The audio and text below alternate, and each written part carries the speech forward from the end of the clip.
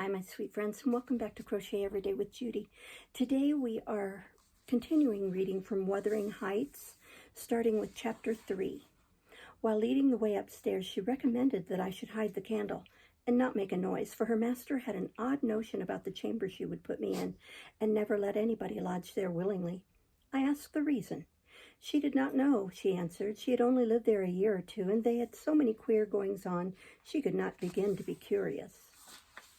Too stupefied to be curious myself, I fastened the door and glanced round for the bed. The whole furniture consisted of a chair, a clothes press, and a large oak case with squares cut out near the top, resembling coach windows. Having approached this structure, I looked inside and perceived it to be a singular sort of old-fashioned couch, very conveniently designed to obviate the necessity for every member of the family having a room to himself. In fact, it formed a little closet, and the ledge of a window which it enclosed served as a table. I slid back the paneled sides, got in with my light, pulled them together again, and felt secure against the vigilance of Heathcliff and everyone else. The ledge, where I placed my candle, had a few mildewed books piled up in one corner, and it was covered with writing scratched on the paint. This writing, however, was nothing but a name repeated in all kinds of characters, large and small. Catherine Earnshaw, here and there varied to Catherine Heathcliff, and then again to Catherine Linton. In vapid listlessness, I leaned my head against the window and continued spelling over Catherine Earnshaw, Heathcliff, Linton, till my eyes closed, but they had not rested 5 minutes when a glare of white letters started from the dark, as vivid as specters. The air swarmed with Catherines, and rousing myself to dispel the obtrusive name, I discovered my candle wick reclining on one of the antique volumes, and perfuming the place with an odor of roasted calfskin. I snuffed it off, and very ill at ease under the influence of cold and lingering nausea, sat up and spread open the injured tome on my knee. It was a testament, in lean type and smelling dreadfully musty. A flyleaf bore the inscription, Catherine Earnshaw, her book, and a date some quarter of a century back. I shut it and took up another and another till I had examined all. Catherine's library was select, and its state of dilapidation proved it to have been well used, though not altogether for a legitimate purpose. Scarcely one chapter had escaped a pen and ink commentary, at least the appearance of one, covering every morsel of blank that the printer had left. Some were detached sentences. Other parts took the form of a regular diary, scrawled in an unformed, childish hand. At the top of an extra page, quite a treasure probably when first lighted on, I was greatly amused to behold an excellent caricature of my friend Joseph, rudely yet powerfully sketched.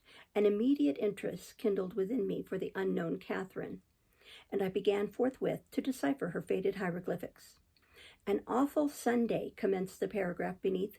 I wish my father were back again. Hindley is a detestable substitute. His conduct to Heathcliff is atrocious. H and I are going to rebel. We took our initiatory step this evening. All day had been flooding with rain. We could not go to church, so Joseph must needs get up a congregation in the garret.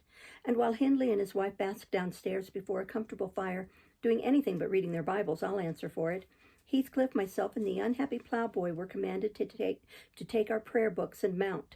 We were ranged in a row on a sack of corn, groaning and shivering, and hoping that Joseph would shiver too, so that he might give us a short homily for his own sake. A vain idea. The service lasted precisely 3 hours, and yet my brother had the face to exclaim when he saw us descending, "What, done already?" On Sunday evenings we used to be permitted to play if we did not make much noise. Now a mere titter is sufficient to send us into corners. "You forget you have a master here," says the tyrant. "I'll demolish the first who puts me out of temper. I insist on perfect sobriety and silence." "Oh, boy, was that you? Francis, darling, pull his hair as you go by. I heard him snap his fingers." Francis pulled his hair heartily, and then went and seated herself on her husband's knee. And there they were, like two babies, kissing and talking nonsense by the hour. Foolish palaver that we should be ashamed of. We made ourselves as snug as our means allowed in the arch of the dresser. I had just fastened our pinafores together and hung them up for a curtain when in comes Joseph on an errand from the stables. He tears down my handiwork, boxes my ears, and croaks, "The master no but just buried and Sabbath not o'er, and descend the gospel still in your lungs, and you dare be liking. Shame on you. You sit down, ill childer. There's good books enough if you'll read 'em. Sit ye down and think o'er yourselves." Saying this, he compelled us so to square our positions that we might receive from the far off a dull ray to show us the text of the lumber he thrust upon us. I could not bear the employment. I took my dingy volume by the scroop and hurled it into the dog kennel, vowing I hated a good book. Heathcliff kicked his to the same place. Then there was a hubbub. "Master Hindley," shouted our chaplain. "Master, come hither. Miss Cathy's riven the back off the helmet of salvation, and Heathcliff's pawed is in his fit into the first part of the broad way to destruction. It's fair flaysome what you let them go on this gate. Eck, the old man had laced them properly, but he's gone." Hindley hurried up from his paradise on the hearth, and seizing one of us by the collar and the other by the arm, hurled both into the back kitchen, where Joseph asseverated old Nick would fetch us as sure as we were living, and so comforted we each sought a separate nook to await his advent. I reached this book and a pot of ink from the shelf and pushed the house door ajar to give me light, and I have got the time on with writing for 20 minutes, but my companion is impatient and proposes that we should appropriate the dairywoman's cloak and have a scamper on the moors under its shelter. A pleasant suggestion, and then if the surly old man come in, he may believe his prophecy verified. We cannot be damper or colder in the rain than we are here. I suppose Catherine fulfilled her project, for the next sentence took up another subject. She waxed lachrymose. "How little did I dream that Hindley would ever make me cry so," she wrote. "My head aches till I cannot keep it on the pillow, and still I can't give over. Poor Heathcliff! Hindley calls him a vagabond, and won't let him sit with us nor eat with us any more, and he says he and I must not play together, and threatens to turn him out of the house if we break his orders. He has been blaming our father, how dared he, for treating H too liberally, and swears he will reduce him to his right place." I began to nod drowsily over the dim page. My eye wandered from manuscript to print. I saw a red ornamented title, 70 times 7, and the first of the 71st.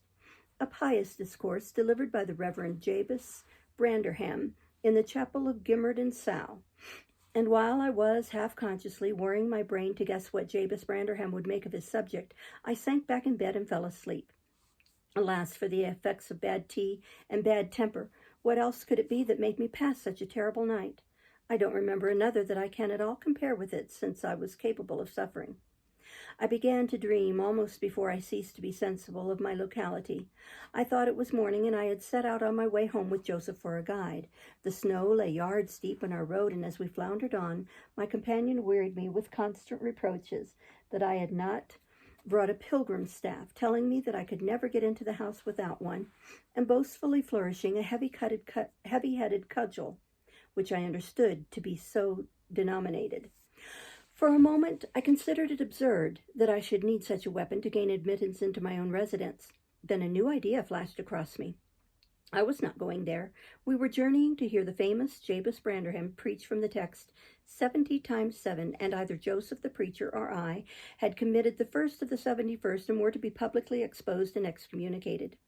We came to the chapel. I have passed it really in my walks twice or thrice. It lies in a hollow between two hills, an elevated hollow near a swamp, whose peaty moisture is said to answer all the purposes of embalming on the few corpses deposited there.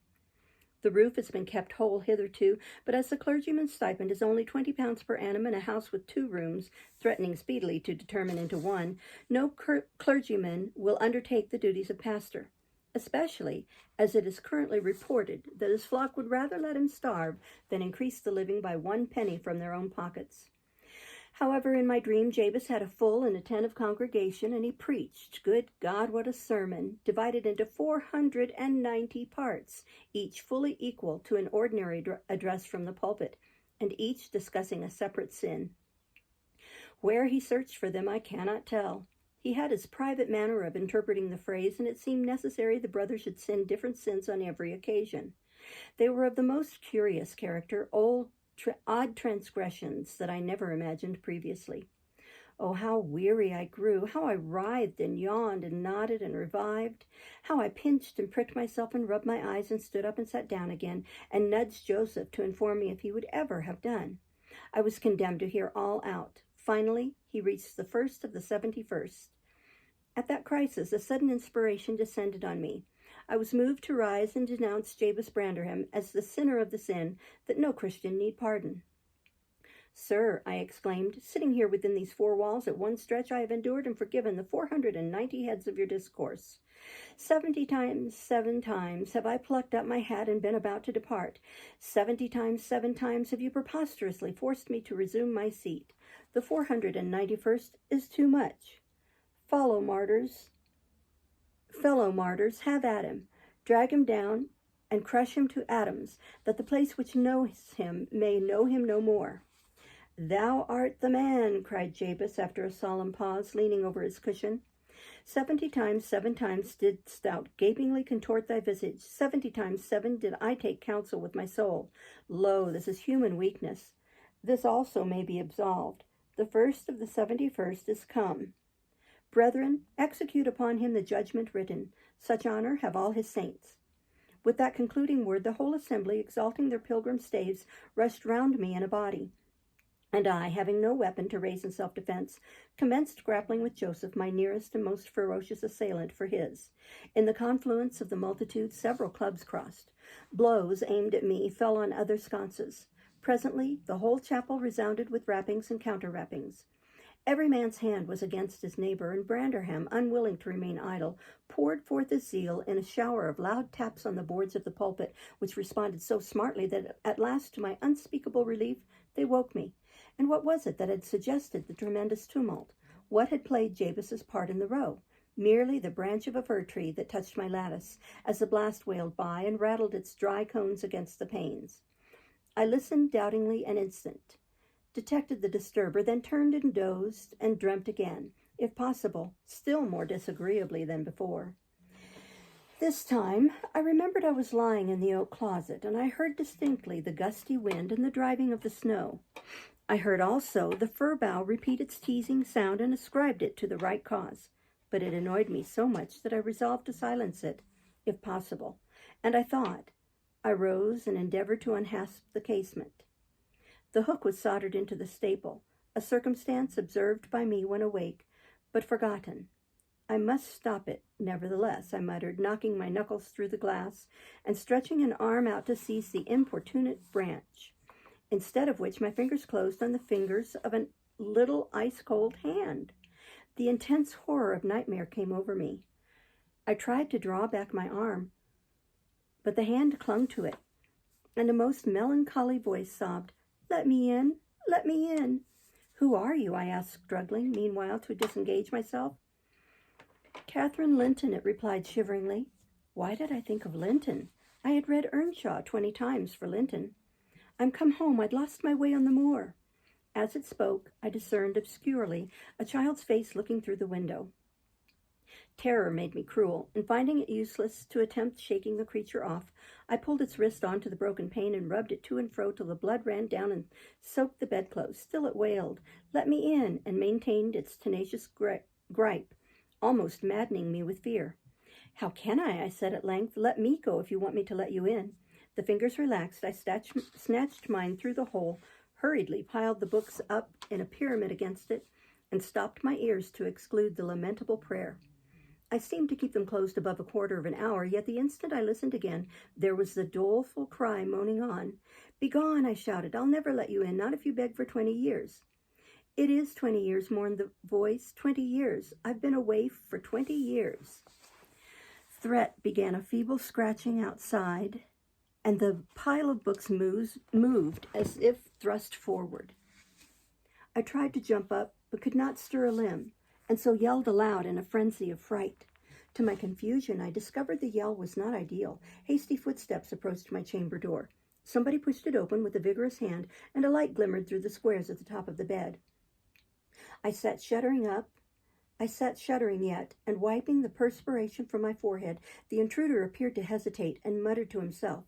At last he said in a half-whisper, plainly not expecting an answer, "Is anyone here?" I considered it best to confess my presence, for I knew Heathcliff's accents, and feared he might search further if I kept quiet. With this intention, I turned and opened the panels.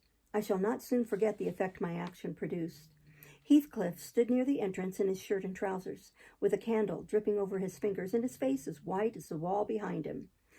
The first creak of the oak startled him like an electric shock. The light leaped up from his hole to a distance of some feet, and his agitation was so extreme that he could hardly pick it up.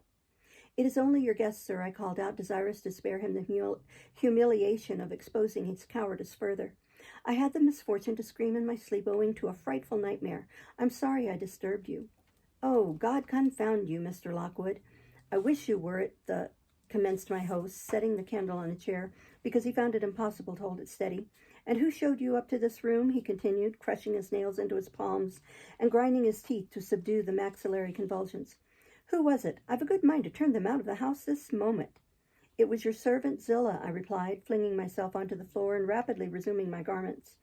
"I should not care if you did, Mr. Heathcliff. She richly deserves it. I suppose that she wanted to get another proof that the place was haunted at my expense." "Well, it is, swarming with ghosts and goblins. You have reason in shutting it up, I assure you. No one will thank you for a dose in such a den." "What do you mean?" asked Heathcliff, "and what are you doing? Lie down and finish out the night since you are here. But for heaven's sake, don't repeat that horrid noise. Nothing could excuse it unless you were having your throat cut." "If the little fiend had got in at the window, she probably would have strangled me," I returned. "I'm not going to endure the persecutions of your hospitable ancestors again. Was not the Reverend Jabez Branderham akin to you on the mother's side? And that minx Catherine Linton, or Earnshaw, or however she was called, she must have been a changeling, wicked little soul. She told me she had been walking the earth these 20 years, a just punishment for her mortal transgression, I've no doubt." Scarcely were these words uttered when I recollected the association of Heathcliff's with Catherine's name in the book, which had completely slipped from my memory till thus awakened. I blushed at my inconsideration, but without showing further consciousness of the offense, I hastened to add, "The truth is, sir, I passed the first part of the night in—" Here I stopped afresh. I was about to say, perusing those old volumes. Then it would have revealed my knowledge of their written as well as their printed context. So, correcting myself, I went on, "in spelling over the name scratched on that window ledge, a monotonous occupation calculated to set me asleep, like counting or—" "What can you mean by talking in this way to me?" thundered Heathcliff with savage vehemence. How dare you, under my roof? God, he's mad to speak so." And he struck his forehead with rage. I did not know whether to resent this language or pursue my explanation. But he seemed so powerfully affected that I took pity and proceeded with my dreams, affirming I had never heard the appellation of Catherine Linton before, but reading it often over produced an impression which personified itself when I had no longer my imagination under control. Heathcliff gradually fell back into the shelter of the bed as I spoke, finally sitting down, almost concealed behind it. I guessed, however, by his irregular and intercepted breathing, that he struggled to vanquish an excess of violent emotion. Not liking to show him that I heard the conflict, I continued my toilette rather noisily, looked at my watch, and soliloquized on the length of the night. Not 3 o'clock yet. I could have taken oath it had been 6. Time stagnates here. We must surely have retired to rest at 8. "Always at 9 in winter, and always rise at 4, said my host, suppressing a groan, and as I fancied by the motion of his shadow's arm, dashing a tear from his eyes. "Mr. Lockwood," he added, "you may go into my room. You'll only be in the way coming downstairs so early, and your childish outcry has sent sleep to the devil for me."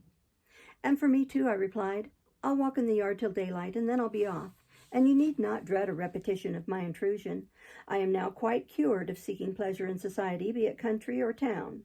A sensible man ought to find sufficient company in himself." "Delightful company," muttered Heathcliff. "Take the candle and go where you please. I shall join you directly. Keep out of the yard, though. The dogs are unchained, and the house. Juno mounts sentinel there, and nay, you can only ramble about the steps and passages. But away with you. I'll come in 2 minutes. I obeyed, so far as to quit the chamber. When ignorant where the narrow lobbies led, I stood still and was witness involuntarily to a piece of superstition on the part of my landlord, which belied, oddly, his apparent sense. He got on to the bed and wrenched open the lattice, bursting, as he pulled at it, into an uncontrollable passion of tears. Come in, he sobbed. "Cathy, do come. Oh, do, once more. Oh, my heart's darling, hear me this time, Catherine, at last." The spectre showed a spectre's ordinary caprice. It gave no sign of being, but the snow and wind whirled wildly through, even reaching my station and blowing out the light. There was such anguish in the gush of grief that accompanied this raving that my compassion made me overlook its folly, and I drew off, half angry to have listened at all, and vexed at having related my ridiculous nightmare, since it produced that agony, though why was beyond my comprehension. I descended cautiously to the lower regions and landed in the back kitchen, where a gleam of fire raked compactly together enabled me to rekindle my candle. Nothing was stirring except a brindled gray cat, which crept from the ashes and saluted me with a querulous mew. 2 benches, shaped in the sections of a circle, nearly enclosed the hearth. On one of those I stretched myself, and Grimalkin mounted the other. We were both of us nodding ere any one invaded our retreat, and then it was Joseph, shuffling down a wooden ladder that vanished in the roof through a trap. The ascent to his garret, I suppose. He cast a sinister look at the little flame which I had enticed to play between the ribs, swept the cat from its elevation, and bestowing himself in the vacancy, commenced the operation of stuffing a 3-inch pipe with tobacco. My presence in his sanctum was evidently esteemed a piece of impudence too shameful for remark. He silently applied the tube to his lips, folded his arms, and puffed away. I let him enjoy the luxury unannoyed, and after sucking out the last wreath and heaving a profound sigh, he got up and departed as solemnly as he came. A more elastic footstep entered next, and now I opened my mouth for a good morning, but closed it again, the salutation unachieved, for Hareton Earnshaw was performing his orison sotto voce in a series of curses direct against every object he touched, while he rummaged a corner for a spade or shovel to dig through the drifts. He glanced over the back of the bench, dilating his nostrils, and thought as little of exchanging civilities with me as with my companion the cat. I guessed by his preparations that egress was allowed, and leaving my hard couch made a movement to follow him. He noticed this and thrust at an inner door with the end of his spade, intimating by an inarticulate sound that there was the place where I must go if I changed my locality. It opened into the house, where the females were already astir. Zillah urging flakes of flame up the chimney with a colossal bellows, and Mrs. Heathcliff kneeling on the hearth, reading a book by the aid of the blaze.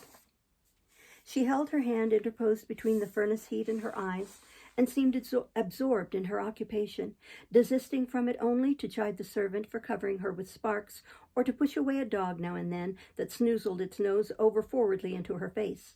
I was surprised to see Heathcliff there also. He stood by the fire, his back toward me, just finishing a stormy scene to poor Zillah, who ever and anon interrupted her labor to pluck up the corner of her apron and heave an indignant groan. "And you worthless," he broke out as I entered, turning to his daughter-in-law and employing an epithet as harmless as duck or sheep, but generally represented by a dash. "There you are, at your idle tricks again? The rest of them do earn their bread. You live on my charity. Put your trash away and find something to do. You shall pay me for the plague of having you eternally in my sight. Do you hear, damnable jade?" "I'll put my trash away because you can make me if I refuse," answered the young lady, closing her book and throwing it on a chair. "But I'll not do anything, though you should swear your tongue out, except what I please." Heathcliff lifted his hand, and the speaker sprang to a safer distance, obviously acquainted with its weight. Having no desire to be entertained by a cat-and-dog combat, I stepped forward briskly, as if eager to partake the warmth of the hearth and innocent of any knowledge of the interrupted dispute. Each had enough decorum to suspend further hostilities. Heathcliff placed his fists, out of temptation, in his pockets. Mrs. Heathcliff curled her lip and walked to a seat far off, where she kept her word by playing the part of a statue during the remainder of my stay. That was not long. I declined joining their breakfast, and at the first gleam of dawn took an opportunity of escaping into the free air, now clear and still and cold as impalpable ice. My landlord hallooed for me to stop ere I reached the bottom of the garden, and offered to accompany me across the moor. It was well he did, for the whole hill-back was one billowy white ocean, the swells and falls not indicating corresponding rises and depressions in the ground. Many pits, at least, were filled to a level, and entire ranges of mounds, the refuse of the quarries, blotted out from the chart which my yesterday's walk left pictured in my mind. I had remarked on one side of the road, at intervals of 6 or 7 yards, a line of upright stones continued through the whole length of the barren.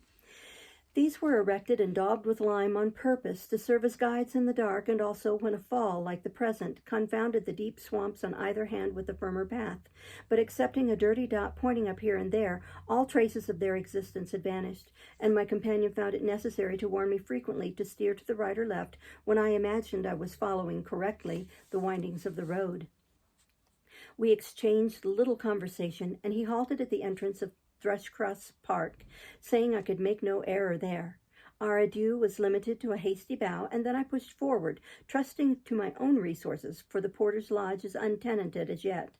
The distance from the gate to the Grange is 2 miles. I believe I managed to make it 4, what with losing myself among the trees and sinking up to the neck in snow, a predicament which only those who have experienced it can appreciate. At any rate, whatever were my wanderings, the clock chimed 12 as I entered the house, and that gave exactly an hour for every mile of the usual way from Wuthering Heights. My human fixture and her satellites rushed to welcome me, exclaiming tumultuously they had completely given me up. Everybody conjectured that I perished last night, and they were wondering how they must set about the search for my remains. I bid them be quiet now that they saw me returned, and benumbed to my very heart, I dragged upstairs, whence, after putting on dry clothes and pacing to and fro 30 or 40 minutes to restore the animal heat, I am adjourned to my study, feeble as a kitten, almost too much so to enjoy the cheerful fire and smoking coffee which the servant has prepared for my refreshment. We'll stop there and start next time with Chapter 4. Thank you for listening. Bye-bye.